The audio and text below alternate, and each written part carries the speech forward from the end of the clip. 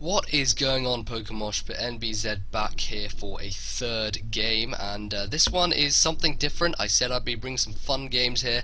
This happened a long time ago. This is a double roulette. If you don't know what a roulette is, it's basically when you and your opponent choose each other's teams and you use random numbers. Basically, in your box, you would assign numbers to each of your Pokemon, and your opponent would do the same, and you'd give each other random numbers depending on how many Pokes that you had in your boxes. I will do a more in-depth tutorial on it later on, but for now that's the bare minimum you need to know. And obviously it's a roulette, but a double battle. This one is against IRebel, and this was for his 1,000 subs special, but due to some problems and he not being able to record it, he didn't get this one up. He got another one up. There's another battle on my channel if you want to see that. But anyway, here we go. So we lead off here. I get a Boost Bug and a Suicune, and he has a Breloom and a Hitmonlee. So from the very outset, I am at a huge advantage. Of course, Boost Bug carries the flying moves, which you know, both of those guys are weak to, and they're both afraid of Air Slash if it's going to hit them. So I know he's going to switch out probably both, because he doesn't want either of them to take the hit. Goes out to Azumarill for his Hitmonlee, and then Breloom comes back and goes to his Donphan. Now, I didn't want the Toxic Orb from Breloom activating, so I went for the Hypnosis, and it hits the incoming Donphan, which is not a problem. So now I go for the Ice Beam on the Azumarill, which is going to not do that much because it was intended for the Hitmonlee. Of course, he switched out and takes it nicely, resists it. I probably would have been better off going for the Ice Beam on the Breloom that turn, but then again, I just wanted the Breloom asleep and to do damage to the Hitmonlee, so that was my thought process there. I kind of wanted to put one thing asleep while hitting the other thing to take damage off it, if you can see my reasoning. I thought he would switch out anyway, so that wasn't really much of a big deal. So I subbed now, and I know his Donphan can't hit me with an Ice Shard because it's asleep. I go for the Ice Beam on the Donphan just to see how much it does. It'll be a 2-hit KO, which is awesome for me. And then his Azumarill breaks my sub with Waterfall. Now, my Yanmega is actually a substitute Pitaya Berry set, and with the speed boost and subbing down to the Pitaya Berry special attack boost, it can do very well if it does get set up.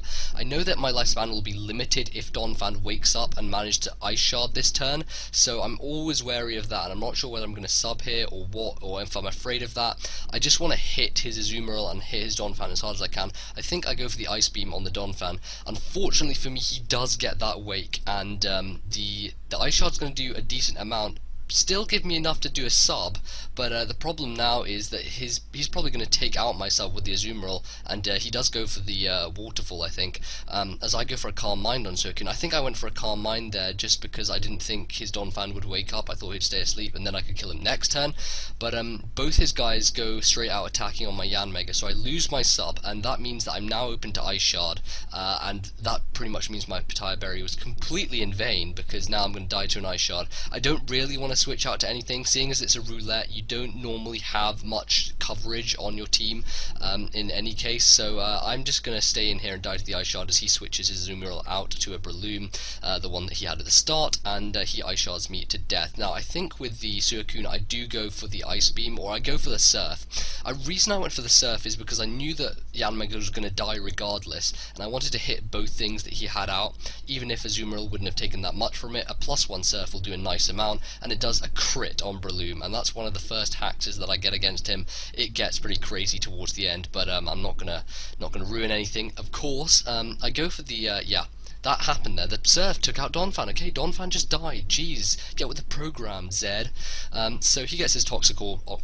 I can't speak today, seriously. He gets his Toxic Orb activated, to speak in proper English, and I go to Ninjask. Now here I thought that X-Scissor was super effective on Breloom because I was a stupid, silly person. I don't know why the hell I thought that, but that's the reason that I went for X-Scissor on Breloom, because I thought Breloom was more of a threat here than Azelf.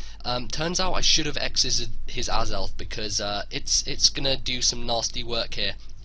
And it's going to probably do the nastiest thing that an Azelf can, which is explode right in my face, and I just like, oh, I should have seen that coming, I really should, and I doubt he would have carried a Sash because it's a roulette, so it wasn't a lead-off Azelf, so I doubt Sash would have been carried, although it may have been because you don't really see Stealth Rocks in roulette. I can't really remember, or if he did have one.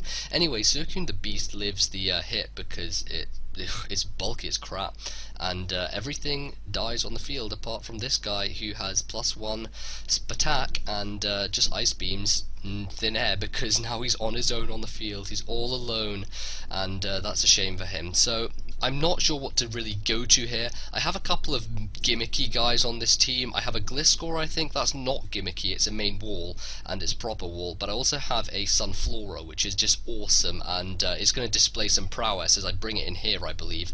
And this thing is a set which uses solar power, meaning that in the sun it's going to get off some extra damage, and it has a life orb as well, so it gets a life orb boost as well as a boost from the solar power, meaning that any attack it deals will do a lot of damage. So I decided to stay in and go for the Leaf Storm on the Azumarill. I'm pretty sure the Azumarill is going to try and take out my Suicune, and I'm hoping the Hitmonlee isn't going to be able to kill my Sunflora, or it's going to do something else. So I go for the Ice Beam on the Hitmonlee, which bounces up, which I was like, what? The Hitmonlee can learn bounce? This is weird. So that's really weird, and I go for the Leaf Storm, Sunflora. I don't have solar power active because there is no sun in the sky shining, but it goes and hits that Azumarill, and down it goes. It just falls down the hole, and look at that. That is a freaking Sunflora. Probably the thing with the lowest stats in the game, like the lowest stats in fully evolved poke. Oh my god, this thing is crazy. So he goes out to his big red dog, Clifford, which is some reference of some kind to a TV show about kids, not about kids, for kids, about a big red dog. Anyway, I know that he's going to go for the bounce on my Sunflora, which is why I'm going to switch it out for Gliscor, because Gliscor is a physical wall. It's going to take the hit nicely, will not dent me whatsoever, so I bring him in, go for the Tri-Attack on the Arcanine, and I believe here that I get one of those things commonly known in the business as a critical hit. Yeah, so now I got that crit, that pretty much is going to jumpstart some craziness, because first of all his bounce misses. Wouldn't have done that much to Gliscor because I resist, no I don't resist it, but it wouldn't have done that much, and now he's going to have some crazy hacks here. I don't think he has anyone else left. I'm pretty sure Hitmonlee is his last guy, and I know I can win regardless, so I go for the Tri-Attack, and I get the freeze. So that was just like, wow. So I crit you, then you miss bounds, then I freeze you, and this obvious earthquake is going to be obvious, and it's going to take out, not going to take out my PZ, but it's going to get a crit on my own Porygon, which is just like, okay, just throw some more hacks about, why don't you? But that's going to be the game there, as I take the 3-0 victory. Yay for me. So I'm pretty sure that IRebel has now, well, he used to be Rebel1705, his channel description / name is now changed, so his link will be in the description. My personal channel link will be in the description if you would like to go and check that out. Want some more battles from me? I don't really know. If you would like to do that, click that button.